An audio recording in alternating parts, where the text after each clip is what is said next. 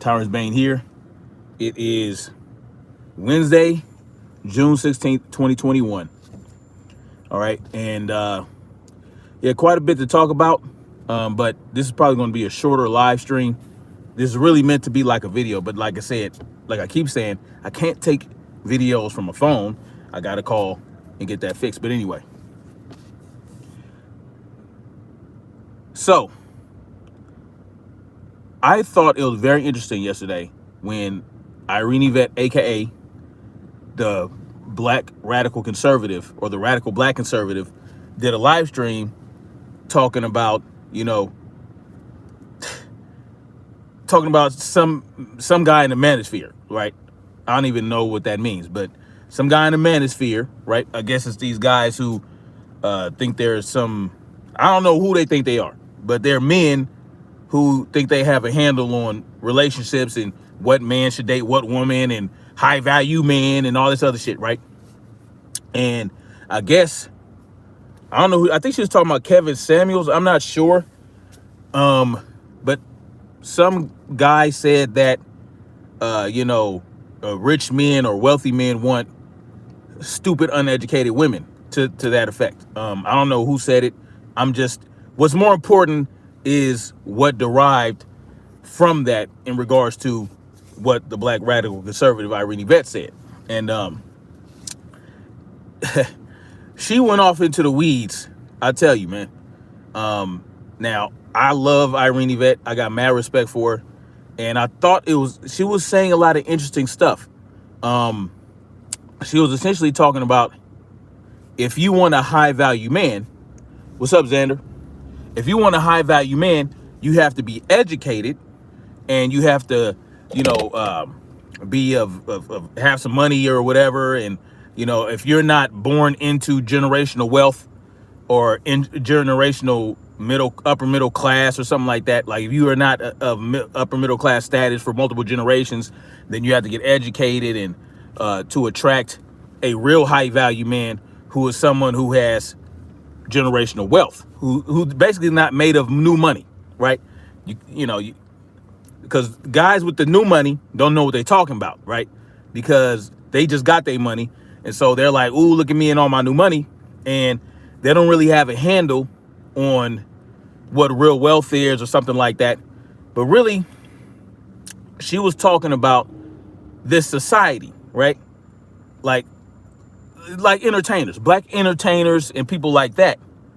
They might have the wealth and all that stuff. They might have a lot of money and they might be able to buy nice fancy things, but they're not able to mingle in to a large degree with society, high society folks who have had wealth for many generations, that had wealth passed down to them for multiple generations. They don't have new money. They grew up in the money, and they're basically they have a different mind frame or whatever. They know what wealth really is. They know how to manage their money better, or whatever the case may be. They have a better handle on what type of woman is valuable to them or something like that, right? And how these type of people want, women that have something going for them other than just being pretty and stupid, right? And I thought that was an idiotic statement. The guy that said, if you, we want, high value men want stupid, pretty women. You know what I'm saying? I think that's pretty retarded, right? I think that's asinine. I think that is a retarded statement. But I'm not here to bash Irene Yvette or try to analyze everything she said, because there was a lot to what she said. I'm going to stick to what I feel like this society is that she's referring to. What is this society that she's referring to? What do I mean, these people? I need you to be more. What do you mean? What do I mean, these people? What's up, Dark Nebula? Basically, now, she wasn't trying to sound snobbish or anything, but Irene Yvette was talking about how she's a woman that has been born into, multi-generational upper middle class status, right? And she's part of this society that looks down on people with new money or poor people or this, that, and the third. I mean, she, you just got to go watch the live stream. I'm not even going to go into that. But I want to help. Staying cool, big dog. Oh yeah, it's hot today. So beat the heat. Make sure you just stay hydrated. And that's not just drinking water. You got to make sure you got your electrolytes in y'all, man. If y'all out there, y'all working outside, working out outside and all that, make sure you get your electrolytes in. But anyway, what is this society she referring to? That's the important part, because I haven't seen this side of Irene Yvette, right? What she went into yesterday. Y'all got to go check that out. But I haven't seen that side. And, you know, it kind of sounded kind of crazy to me. But at the same time, I wasn't offended, because I know that there are high value people that aren't just upper middle class or rich or wealthy and with multi-generational wealth.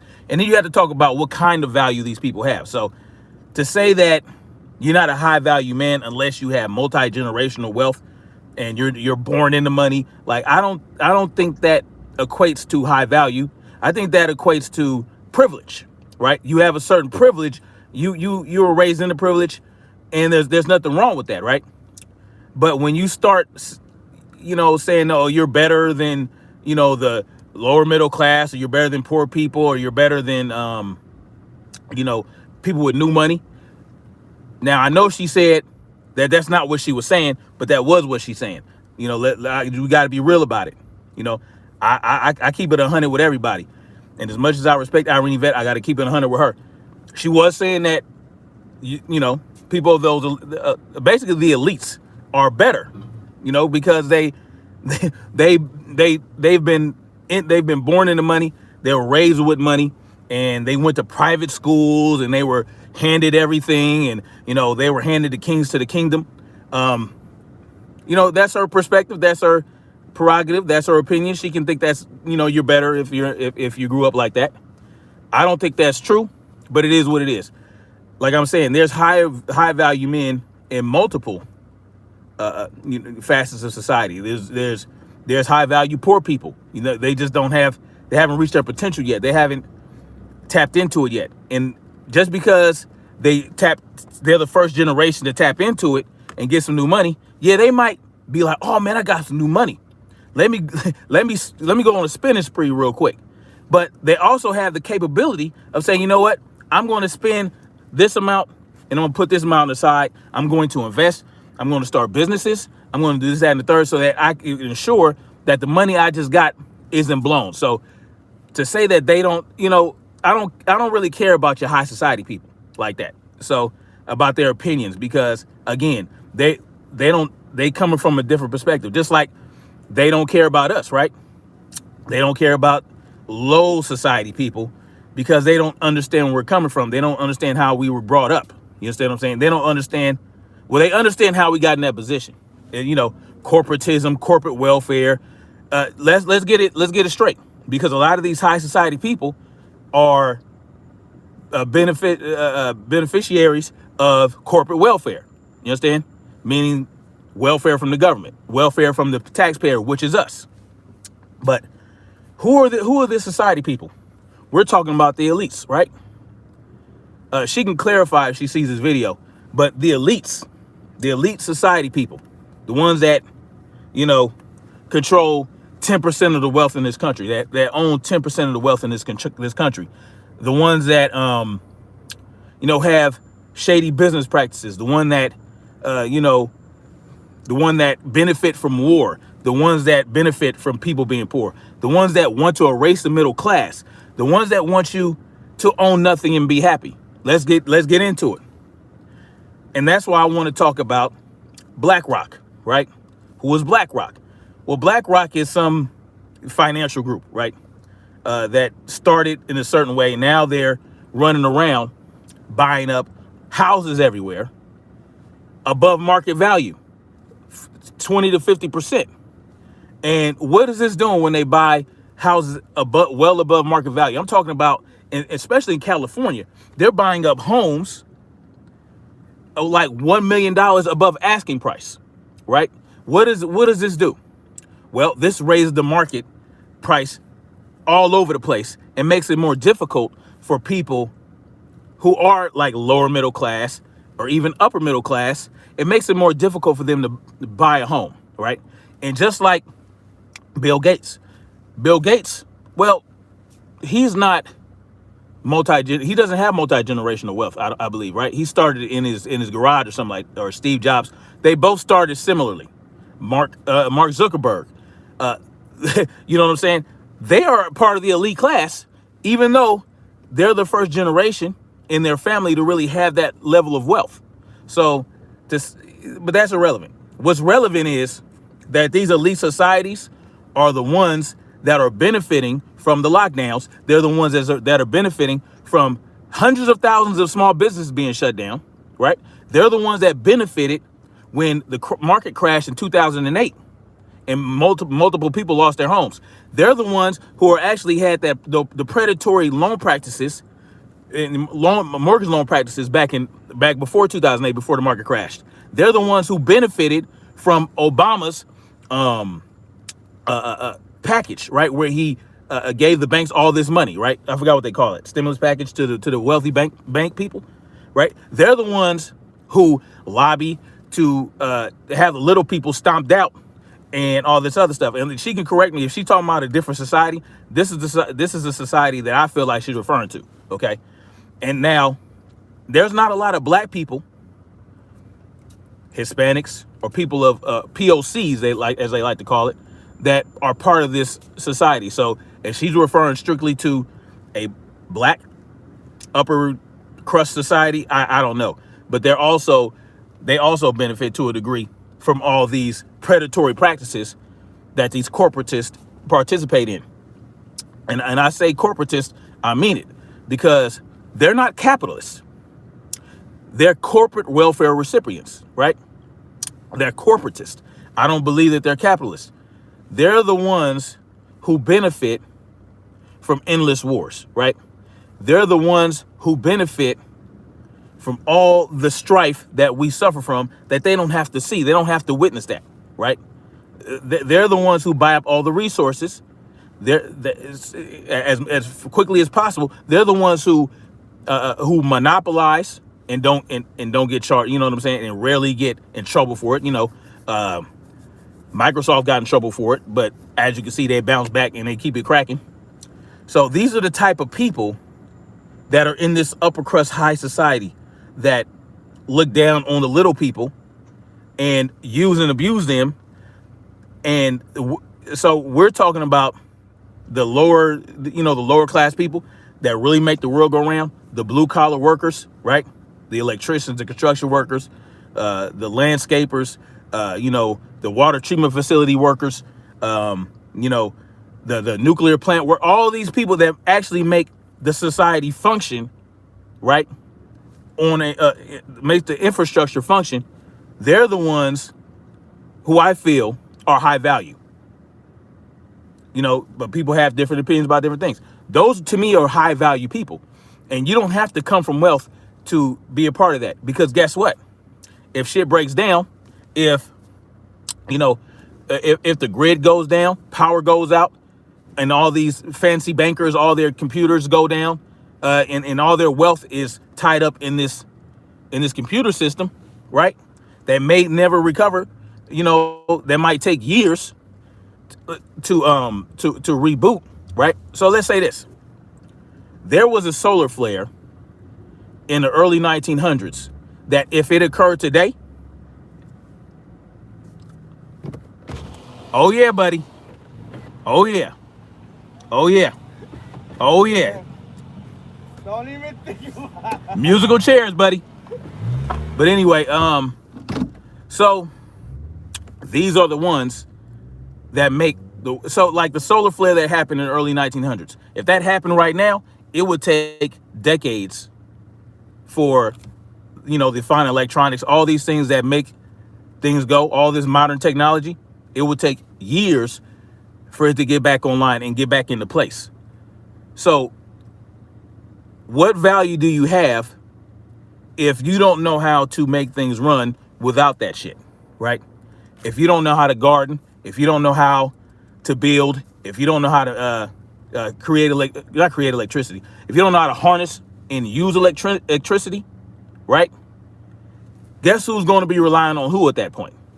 So, you know, I mean, yes,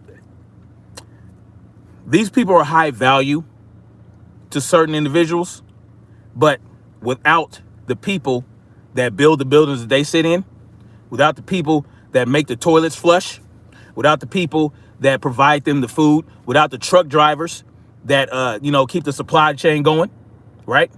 Without the oil drillers that keep the fuel going, I mean, would they be high value? So I mean, it's a matter of perspective. I don't believe that. Hold on, let me see. I gotta move around a little bit. Let's see. But that's just the reality. So you have BlackRock, right? They're going around buying up all this property, right? Buying up all these houses well above market value. This is driving prices up everywhere, right? So if you're planning on looking for a house, if they're buying up houses in these areas that you're looking to buy in, they're going to make it very difficult for you. And they're not the only ones, right? They're not the only investment group. They're not the only financial group that's going around buying up all these houses, right? So this is all part of the Great Reset, right? The Great Reset is in motion. And you know what they said about the Great Reset, right? The World Monetary Fund and all this other stuff. They want you to own nothing and be happy. They want you to own nothing. Oh, they're going to own. They're going to own everything, right? These people work together, right? To gather resources, to gain wealth. And they want you to be relying upon them. You know what I'm saying? Let me see what y'all talking about. It's their flag. It's their indoctrination. It's like we're being trained to be house servants for them. Yeah, no doubt. Yes, Hillary Clinton couldn't be even bothered to pay taxes. That's beneath her. Exactly. Bill Gates started off of his inheritance. Okay. And it was pretty large. Bull was given cushy jobs by his mother for lots of money. Okay. But the bottom line is this, man. The bottom line is this.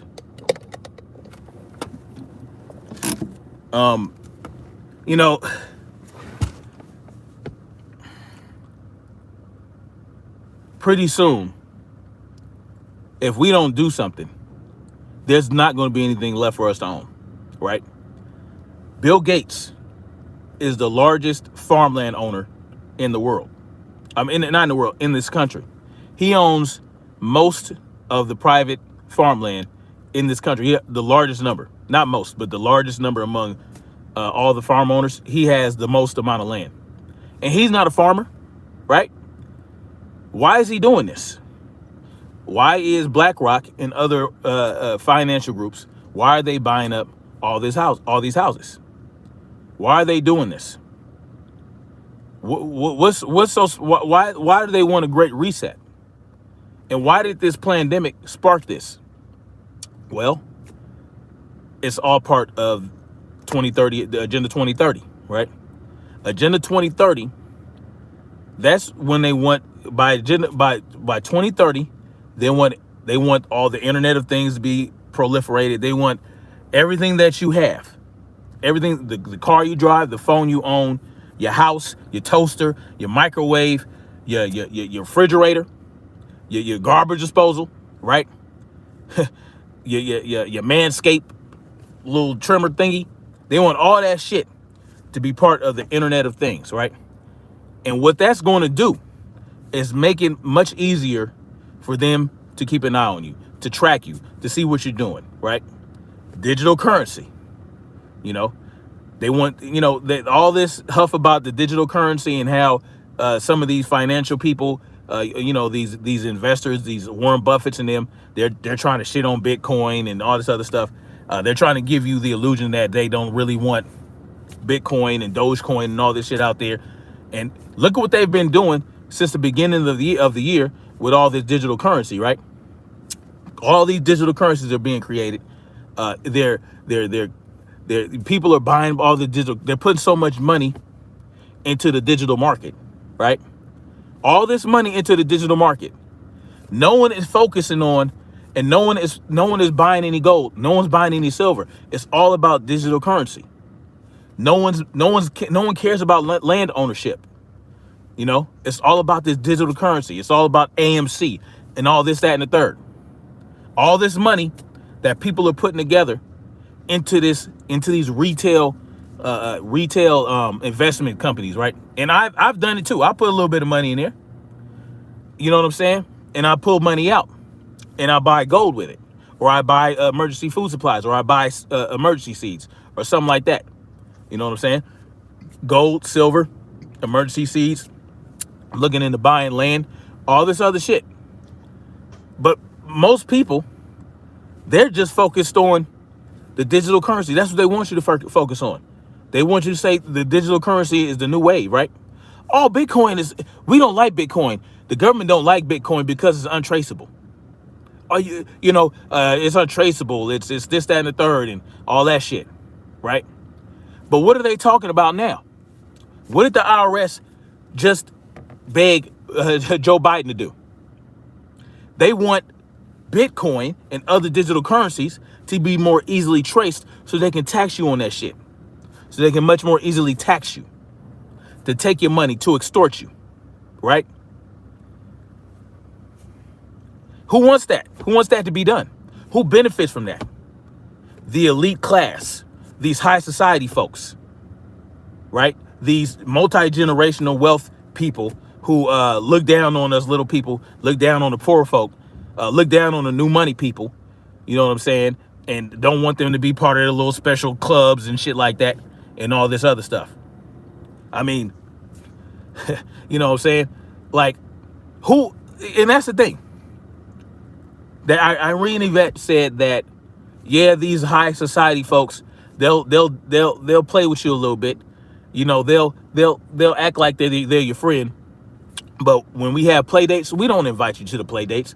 When we have these big dinners and stuff like that, these intimate dinners, we don't invite you to that. You're not good enough for that.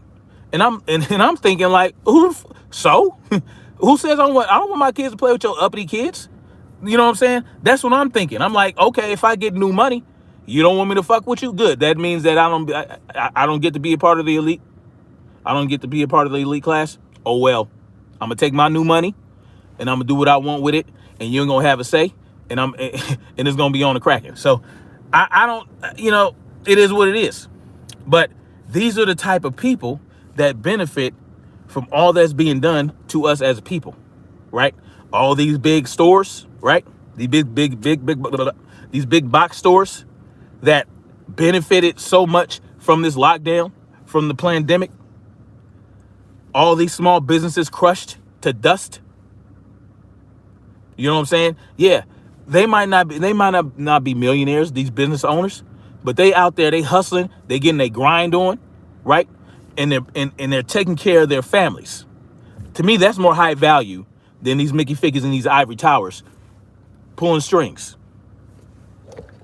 What's up, Michael Swanson? The only actual skill that Bill Gates has shown is that he has the entire life is helping writing contracts and screw people out of their things. Yeah. Yep. Gates, Soros, Zuck, Bezos, Fauci, all, yeah. All JOOs. That's funny. The Hobbit Kai says, why would people want to join these elites? We all know that what goes down in these parts. Yeah, like, I don't get it. I was kind of surprised that she had that approach, you know what I mean? And I didn't know that she considered herself to be part of the high society, Irene Yvette. I didn't know that. I was thoroughly surprised. Like, she kept putting it out there that, oh, I'm not trying to be mean or this, that, and third, or I'm not trying to sound uppity or snobby, but you are. That is snobby. It's just the reality of it. I mean, it is what it is. I mean, I ain't mad at you. I don't want to be. Yeah, that's what I'm saying. Like, so I'd rather work a farm. I'd rather have my own land, all the weapons that I want to have, so a good amount of well water and all that other shit, some animals, and to me that's enough wealth that I would ever need. And just to clarify, high society men aren't the only ones that don't want retarded women. I have a very intelligent woman, and she's very sweet. She's submissive. She takes care of my needs. She has her own business, and she just helped my children start their own business, which they're launching on Saturday. So I don't get it, but it is what it is. She has her perspective. She grew up a certain way. I ain't mad at her for having that perspective. I just have to help people understand that there are different levels, right? There are levels to this shit. And then, what's up, AZ Russian? Oh, that's what's up. That's what's up. Yeah, I'm just talking about these society elites who are basically destroying society and diminishing the middle class. That's basically what I'm talking about. Buying up all this property, buying up all this land, and making it difficult for regular people to want to buy anything, to want to own, to have ownership. You know what I'm saying? And so another thing she said, great content. She gave me just some great content to give you guys. You know what I'm saying? Great content. She said that she basically said, and she can correct me if I'm wrong if she sees the video. She said that if you have to leave San Francisco or LA to buy a house in order to afford a house of the same size or something like that, then you ain't shit, or you're not on the level or something like that. You can't tell her nothing. And I'm like, what? So what if people want to buy it's talking about cheap houses and this, that, and the third. Now, understand something. There's a difference between a cheap house and a cheap house and a well-built house that isn't expensive. Understand the difference. You understand what I'm saying? And this is the thing that I feel like these elites don't understand. Just because a house in LA isn't as expensive as a house in, say, Georgia, it has nothing to do with how well built the house is. It has everything to do with the location. It has everything to do with the market value of the surrounding homes, right? It has nothing, because there's a lot of cheap houses in California that are way overpriced. So if I want to take my money and get more bang for my buck in another state, that don't make me a broke, cheap house buying motherfucker. No, that's not what it is. because I am a builder, because I'm in construction, because I know what quality construction looks like. I know what quality material looks like, and I know about size and square footage. Just because I don't want to buy a 2-bedroom home that's like 1,100 square feet in California for $1 million, as opposed to buying a 5-bedroom home that's over 3,000 square feet with a huge backyard and a pool and a creek and the fucking trees for 500,000, doesn't mean that I don't know what I'm doing. That means I do know what I'm doing. That means I want to put my money in the more. I want to get more bang for my buck and have some money left over to invest or put into my business. Maybe that's what that means. Maybe instead of buying a little house about this big in a 1 square foot lot, and instead of buying like maybe 20 or 30 acres of land, you know what I'm saying, for about $30,000, building a home on it for another $20,000 or $30,000 with quality material. I mean, these are things that people that actually have to work for a living think about. You know what I'm saying? So, when I mean work, I mean like work with their hands. They know, they touch things, right? They know how things are built. They know how things are laid out. They know certain things, right? As opposed to, there's nothing wrong with working in a bank. There's nothing wrong with working as a banker or something like that, or you're a paper pusher somewhere, or you crunch numbers and all that stuff. You're in your office and it's cold and you got the AC going and all this other shit. Nothing wrong with that. That you're working. You're an intricate part of society too, but that you don't understand certain things, right? You think it's about location, right? That's really what the market is about. It's about location. Oh, California's close to the beach. There's actors and shit there. There's there's actors, Hollywood and filming and all this other shit. They tax the shit out of you, right? But what comes with that? What comes with being able to go to the beach, go skiing and go skiing, go to the desert, like having all these things close to you in close proximity? That may sound good, and that might make some people want to spend all that money, but then you have to deal with the homeless problem, right? You have to deal with the immigration problem. You have to deal with the high taxes. You have to deal with the poor, the democratic policies and all this shit, all this bullshit that you have to deal with in California. The restriction on your right to keep and bear arms, right? Let's see. Let's talk about San Francisco, where a one bedroom or a studio might cost you $3,000 or $4,000 a month, but you step outside and you got shit on the sidewalk. You got motherfuckers slamming heroin. You understand what I'm saying? In San Francisco, but you're still gonna pay $1 million for a 3-bedroom house just because it's San Francisco. It's mind-boggling to me. It's mind-boggling to me that these places are considered to be like, high value, and the homes are high value, but then you got all this bullshit that surrounds it.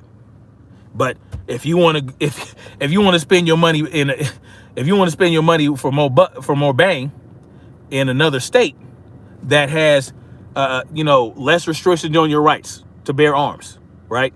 Where they don't tax the shit out of you for everything that you do. You might not have to pay property tax. You can own some land. You might be able to be off the grid or collect rainwater without getting fined for it, right? In some states. I'm just saying. You know what I'm saying? Yeah, Compton. Yeah, that's the thing. There's a Compton house right now. All right. There's a house in Compton. It kind of like borders Paramount, right? That my wife wanted to look at. $680,000. I think it's 3 bedrooms, 2 bathrooms. $680,000 in Compton. But we ain't shit if I don't want to buy that house because it's way overpriced, then the high society folks are going to look down at you, and who gives a shit? Okay, look down at me. All right, and keep paying for overpriced shit because you have this generational wealth and you can just blow money everywhere. But that's not how it is for everybody. You understand what I'm saying? The Habakkuk says, I'm 23 years old, 24 on Saturday. Okay, that's what's up. And I've seen my firsthand what middle-class people do and treat people when they feel like they have power. I can't imagine what it's like for people who actually do. Oh, man. Have power, money. Yeah, no doubt. So I just thought it was interesting because, and this is the thing, these high society folks are heavily intertwined with government shit, right? They're lobbyists. They spend money on politicians so that politicians can create laws that help them make more money and have more power. But you want revolution to free you from the government that is heavily intertwined with high society people and help, these wealthy high society people get the wealth that they get. I don't, it doesn't jive for me. I got to be real about it. But it is what it is, you know what I'm saying? You know, hey, however you want to rock is how you want to rock. I just think it's very interesting. What's up, Lawrence Redno? It's very interesting that you want a revolution. You want to, you want these things to happen. You want resistance. You do understand that if this is achieved, this will greatly disrupt the lives of high society people. Greatly disrupt it, right? Because their wealth, right, that multi-generational wealth is tied directly to government subsistence, right? They benefit greatly from corporate welfare. A lot of these high society people, a lot of these wealthy people, a lot of these banks, a lot of these corporations, Target, Walmart, Costco, all these different corporations, all these big box stores, they Amazon, they all benefit greatly from corporate welfare. And if we get this revolution, it'll greatly disrupt that. And that'll trickle down to all these other people, all these other business folks and elites that are tied to organizations like that, directly or indirectly. Oh, you saw me? Yeah, I saw you in there, Lawrence Redno. Yeah. I just thought, what do you think about it, Lawrence Redno? What do you think about that live stream yesterday? Because I thought it was very interesting. Like, it just, I'm going to say it. It was contradictory to her, it was very contradictory to the direction of her channel. Yes, when people are angry, Lawrence Redno, they masks start to slip. I'm not saying she's wearing a mask. That's just a metaphor. What I'm saying is, I don't know what I'm saying, man. I was thoroughly confused by that tirade yesterday. I was like, really? Interesting, because and then she said that high value men aren't on YouTube. So she just completely dismissed, if you're a YouTuber, then you're not high value. And it proves it because wealthy, YouTubers hang out with other YouTubers because they're not allowed to participate in the high society. Athletes and entertainers hang out with athletes and entertainers because they aren't allowed.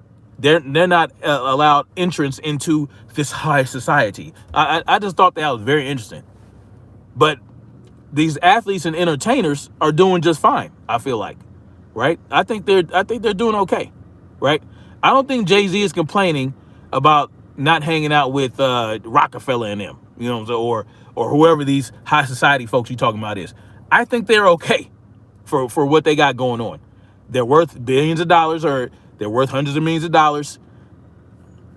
Yeah, they might spend money on the Fenty and Savage and Supreme and Gucci and Kabubu and all this other shit. But if you're worth $400 million and you spend $1 million on a Wraith or something, and you buy some Louis Vuitton ear straps or some Louis Vuitton earrings or some shit that are like $50,000, and you buy some shoes and you have an outfit decked out that's maybe worth $20,000, do you think it's hurting their pocket if they're worth $400 million? Do you think they're complaining about not being on a yacht with some snobby people? I don't think they're complaining about that. I think they're okay. I think they're good. I think they're doing all right. I think that they have their own yachts. I think they have their own private jets. I think they're okay. And if some of these men want dumb women, oh well, that's what they want. Now to tell women, oh, these type of men, all they want is dumb, stupid. That's stupid, right? That's broad stroke generalization. That's not something I agree with. But at the same time, answer broad stroke generalizations with other broad stroke generalizations, I mean, that's kind of crazy to me. I mean, it is what it is, though. I'd be very interested to talk to Irene Yvette about this, like have a discussion. And you know, listen, this is the point. This is the thing. Hold on. The Habakkuk says, I was watching meetings on YouTube as I started a new job. A young lady who's on the council stormed out because the meeting wasn't private. Yet it's about how they were going to help the public. Good point. Good point. I think, you know how kids play dress up with dolls, right? I think that's how these wealthy elites do when they try to help the public. It's like changing. It's like we're dolls, and they want to see how they can do this, that, and the third. I don't know. Me and others were thinking, why do your meetings always need to be private? Yeah. Good question, man. Just like, why would any politician have a private meeting with other politicians? Every meeting between politicians, when it has to do with dealing with the people, should always be public, right? They should never be having private meetings behind closed doors, right? There should always be an open door policy to the citizenry or to the constituents, right? If they represent you, they're there for you. You should always have an open door policy to your constituents, to the people that you so-called represent. The only people that need that type of privacy are like the people that keep the security of the nation safe, right? The people that keep the security of the nation. They don't want to, you know, of course they don't want to tell the world how they're operating, how they're doing this, how they're doing that. They want to make sure that, you know, some things are kept secret so that they can have the edge over anyone that might try to breach the security.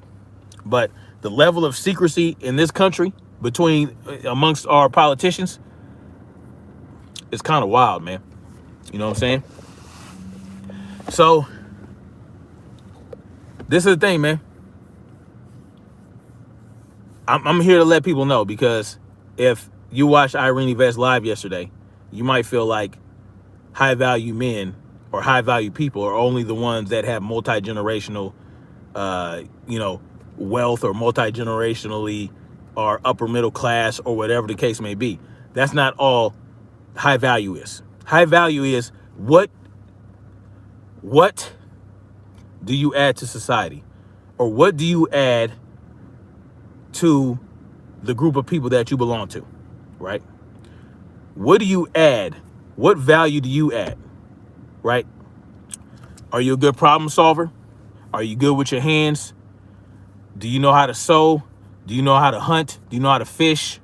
You know what I'm saying? Do you know how to build? Are you good with managing money? You know what I'm saying? There are a lot of people that have high value that don't have to have hundreds of thousands of dollars or $1 million in the bank, or have to make $100,000 a year. You know what I'm saying? I think that was completely asinine.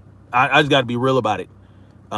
Because you know, I'm on my platform, and it's so much easier to be real on your own platform, because, you know, people like to shut you down when you go on their platform and try to keep it real. So, but I always invite realness onto my shit.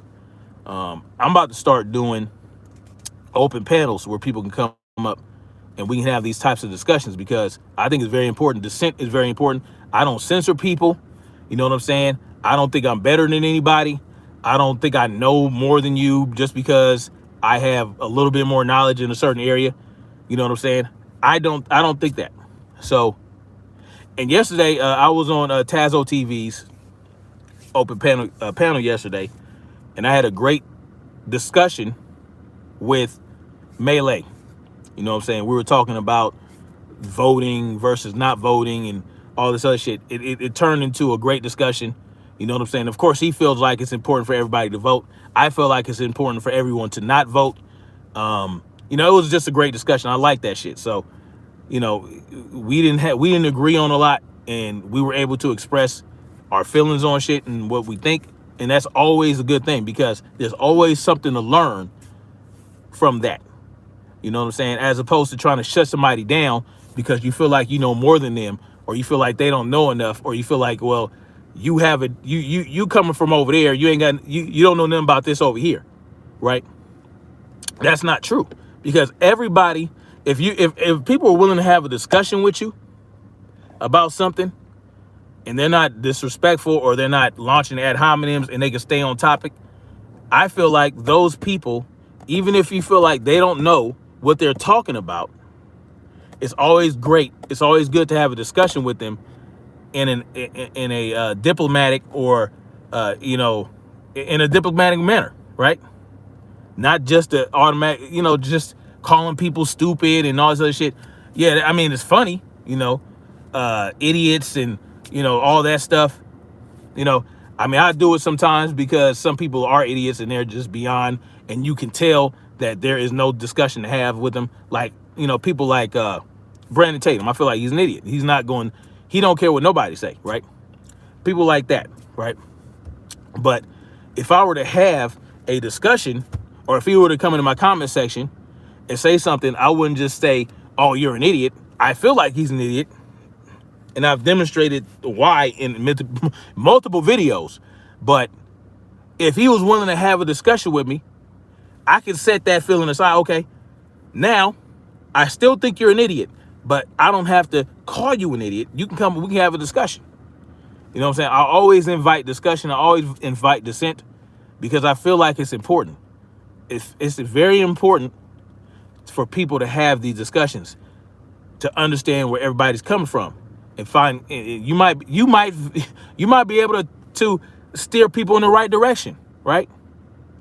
You might, because I feel like when I was having this discussion with Melee yesterday, everything he was saying, there were a lot of things he said that would lead a lot of people to believe that he wouldn't believe in voting. But even after all that, he still says, I think like the vote matters. He likened it to, basketball players, have shooting hoop and all that other stuff. And the ref might be corrupt. The fans might be corrupt. The fans might be distracting. Like all these things, how the game is fixed in a certain way. And like one team might not know it or something like that. And, but you still have to play. You still have to get as many shots as you can. And I'm thinking, because I didn't get to respond to that actual analogy. I'm thinking, well, who says the basketball is the voting ballot? See what I'm saying? That's what he's saying. He's saying that voting is like playing basketball, knowing that the referee is corrupt, all these other people are corrupt. Or voting could be the ref and the fans and you trying to navigate through society, knowing that voting doesn't do shit, but you're still trying to make changes. Maybe that's the people that are playing the basketball, trying to make as many hoops as possible, right? But anyway, yeah. So let me see. Lulu, I voted for the first time in 2016. I'll never vote again. I won't vote for the lesser. Exactly. And this is my thing. He made a great point. He said, if you can get everybody to vote for a certain politician or a certain law, then you can make a lot of changes. But I'll say this, though. If you can get, you don't even have to get everybody.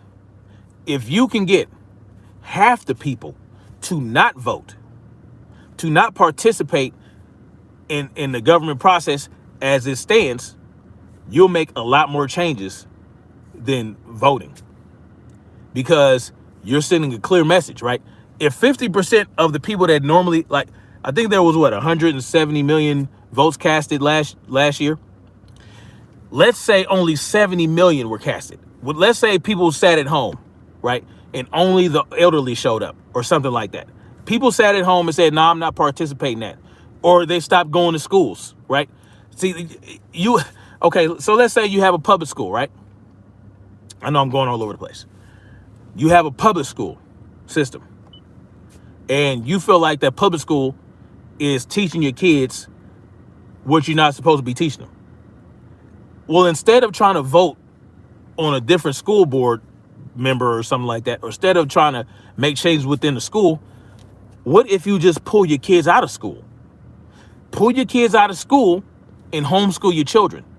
Start a homeschooling co-op with other parents, right? So that, because, you know, financially, you might not be able to do it. You might have to, you know, maybe this family, you know, they can teach a few students or something like that to share the load or something like that. Just like a homeschooling co-op. You form a homeschooling co-op. If all the kids get pulled out of school, you'll make more changes than going up to a school board meeting and yelling at the school board members. You understand what I'm saying? Same with voting. Same with, you pull your kids out of school. You don't vote. You don't buy gas, right? You know what I'm saying? You don't pay your taxes. If you don't you don't pay taxes. Just anything, right? You don't go to work, right? If everybody did that for like a week, that's when you're like, all right, what's up, man? All right, what y'all want to do? You know what I'm saying? And that's when you make waves. That's when you make moves, right? Because what are they going to do? If not everybody has to do it. If a good number of people that participate in society and that make society run, if they just sat at home and said, "Nah, fuck that, I ain't doing it," you know, or if they just left their houses, right, and they all went and just started buying land in different places. Let's say they do that. Let's say you start buying up land in different states, right? Quietly. You just buy a few acres here, a few acres there, you know what I'm saying? Hopefully in close proximity to each other. And then all of a sudden, you know, a lot of people just started leaving their homes, selling their houses, and picking up and moving and living off the land or going to their land and all the other shit. And they said, fuck it, we're not paying taxes, we're not doing this, we're not doing that, we're not sending our kids to school. What else do we do for society? We're not building that high rise over there where you guys want that apartment complex to be and all the other shit. Well, no, we're not going to the water treatment facility today. No, we're not going to put fluoride in the water. Let's say just all these little micro rebellions all over the place, right? Coordinated, synchronized, right? You know what I'm saying?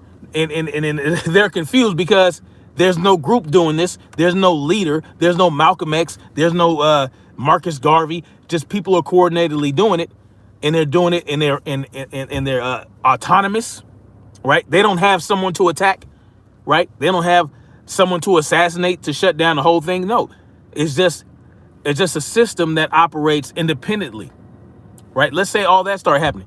That will get their attention a lot more than voting for a politician that you hope will make changes for you, right? Because once you get the representative in there, they have to toe a party line. If they don't toe a party line, they don't get support. They're out there on their own. They're pissing in the wind, right? Because they're just one vote, right? In the Congress and in the Senate, they're just one vote. It's not the parliament, right? It's not parliamentary. It's a two-party system. See what I'm saying? So your one little politician or your two or three little politicians that are really for the people, they're not going to get shit done. No, if you try to go through their system to make these changes won't get made. They won't. Like, look, man, if you don't sit your ass down, you gonna vote on our ticket or you not? So they're gonna have to either stay independent and just be like, well, we're our dicks are just hanging in the wind and we're just doing whatever. It's not gonna work like that. You would have to you can't listen. The Green Party, the Libertarian Party, all these different little fringe parties, they can't even get on the debate stage because they don't get enough of the vote. Apparently, they don't get enough. You got to have like 5% of the vote to even get on the debate stage. Who's on the debate stage? Who gets seen the most? Democrat, Republican. That's it. That's all you got. That's all you got. And they're going to toe the party line. So anyway, these are different things, man.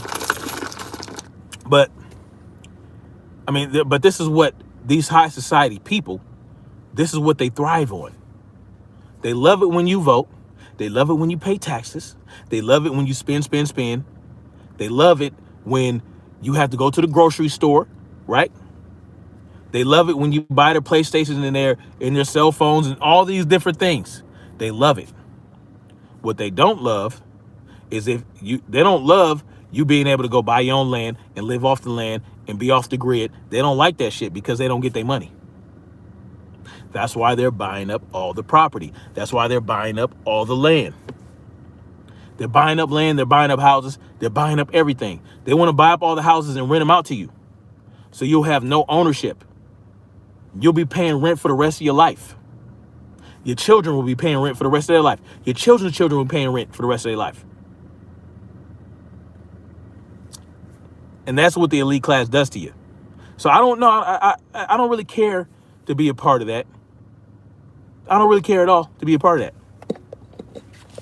See what y'all talking about. Let's see. Okay, critical race theory. What do you think of critical race theory? Hold on, right? I was thinking the same thing. I hear more people's homeschooling. Yeah, homeschooling is the shit, man. My children are all homeschooled. Shannon Cloud says you might be able to do a GoFundMe if you want your kid in a charter school as well. Yeah, no shit, man. Lawrence Rentno says, what do you think of critical race theory they're trying to teach in schools? You know, I'm not familiar with critical race theory. What is it about? Like, they're teaching about racism? What is it? I hear something to do with saying that all white people are racist and you got to give up your white privilege and that type of shit. They're teaching it in schools.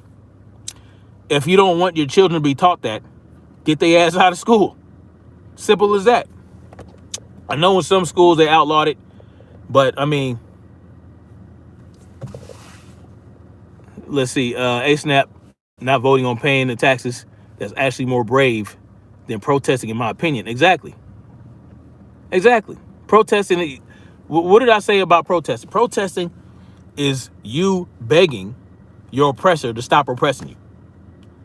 Stop oppressing me. Stop oppressing me. They're oppressing you for a reason, motherfucker. They don't want to stop. What are you talking about? They enjoy the power. They're not going to give up their power because you're standing there with some picket signs. They're not going to give up their power because you're burning down some buildings or some storefronts. They're not going to. They don't give a hot damn about that. Let's see. Besides protesting, especially if it's a state organization, don't work. Yeah. The Habakkuk says critical race theory has existed for hundreds of years. Only difference today is that it's going against certain demographic who don't like to talk about race because it was never negative against them. And that's another thing. These white conservatives and these black conservatives, they want to dismiss race and they don't want to they don't want to think, oh, racism is an issue, oh, get over it and all this other shit. They're just in denial, man. That's all I have to say about it. They don't want to be held accountable for their racism, and these black conservatives don't want white folks to be held accountable for their racism in this country and how come on, 400 years of slavery, you can't just erase the trauma of that in over 150 years.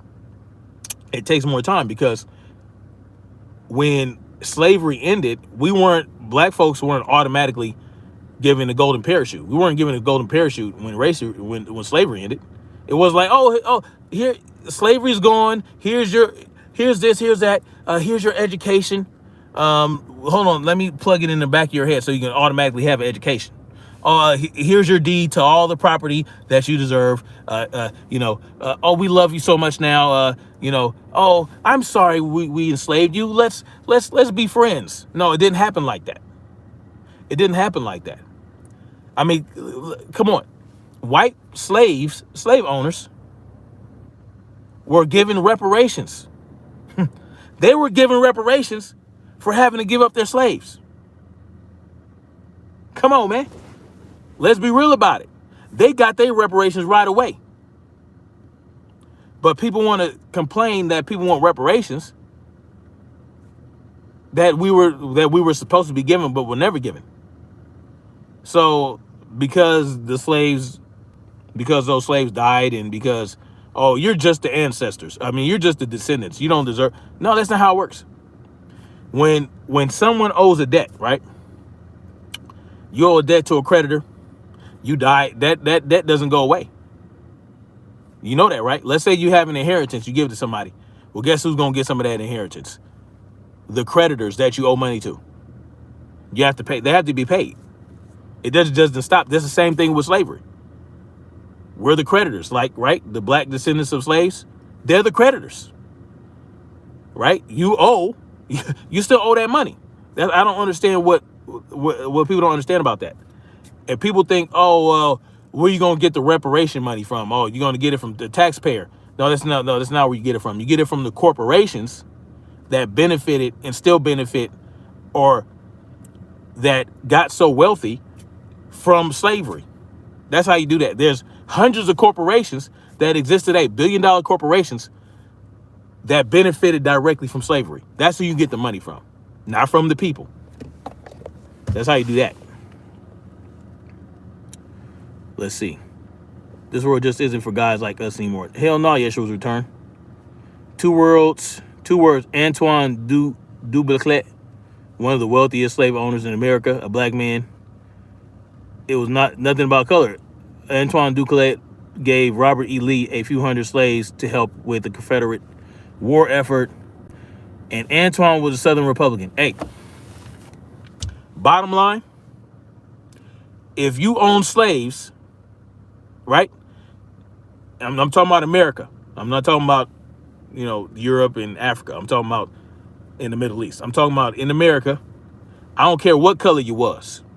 If you own slaves, if your family became wealthy off of slavery, and you still contain that wealth today, I don't care what color you is. You owe reparations. Black, white, purple, orange. I know there were black slave owners. I know there were yellow slave owners. I know there were white slave owners. I know there were purple slave owners. It doesn't matter. If you own slaves, pay up. Period. You owe that. So that color stuff, that divisive shit don't work with me. I don't care. See, that's how you get them, right? There were black slave owners. Okay, they own too. They owe too. If they didn't own the slaves, like, let's say this, there were black slave owners who bought slaves and freed them right away. They bought slaves to free them. A lot of black slave owners did that. So those people wouldn't owe reparations because they freed them immediately. They didn't put them to work. They didn't break their back off. They didn't get wealthy off of slavery. They just freed them. Oh, I'm gonna buy them from you, and then I'm gonna free them. So that, there were black slave owners that did that too. Let's see. Yeshua Return said modern day slavery is called debt. Exactly. Everyone has it. You can't even be homeless anymore, which is hysterically pathetic. Yeah. Jason Miller says, I love how conservatives can pay billion to Israel, but can't pay black folks reparations. Yeah, it makes no sense to me. But you're anti-Semitic if you don't want to give Israel $1 billion. We already give them $500 billion a year, but you can't. It's asinine, right? They don't have a problem with that. But it is what it is. This is how these people roll, man. It's just pure hypocrisy, pure asininery. You know what I'm saying? And that's just what it is. So anyway, that's all I got for now, guys. I gotta get back to it, get back on the clock. Well, not really. I'm the boss, so I can do what I want. But I've talked enough. Anyway, it's been great talking to you guys. Thank you for participating. I'm sick of our taxes going to Israel. I'm sick of our taxes going to Israel. I'm sick of our taxes going to Congress. I'm sick of our taxes going to the Senate. I'm sick of our taxes going to the president. I'm sick of our taxes going to schools. I'm sick of our taxes doing this and doing that. I'm sick of it. I'm sick of it, the non-voluntary. I'm sick of the extortion, right? I'm sick of the extortion. If people want to be if people want to voluntarily participate in, if they want to say, okay, this bridge needs to be repaired. We should pull our money together and get this bridge repaired. You don't need the government to force you to do that. The people can pay a private contractor to get it done. You know what I'm saying? They don't have to overinflate everything. You know what I'm saying? The people can pay directly for anything that they need. You want to build a hospital? You're part of this community. Let's get it done. If they're smart, they'll do it. If they don't, well, guess what? You don't get to participate. You don't get to use that hospital. That's how it works. If you don't want to spend, you know what I'm saying? That's just how it works. If there's an emergency, yeah, we'll take care of you. We don't want you to die. But, any routine checkups, you got to do your own thing. Go find a private doctor or go find a house doctor somewhere. If that's just how it should work. We shouldn't have to be forced to do anything like that. If it's not voluntary, it's coercion. Point blank and period. And coercion is bad. All right, peace, everybody. Yeah, private contractors are better because guess what? There's competition. They have to provide good services to maintain that contract, all that. Its return. There's too much of that debt and a little room for individuals to live the way God intended. Word up. Society has to collapse. It always does. Gaming What says, I'm just going to get ready for the apocalypse. Man, you got to stay ready for the apocalypse, y'all. Anyway, much love. Peace out. And I'll holler at y'all later. I'm looking forward to a live stream where I want to do an open panel. So I'm gonna do an open panel soon, so we can have these discussions, man. So y'all can come on up.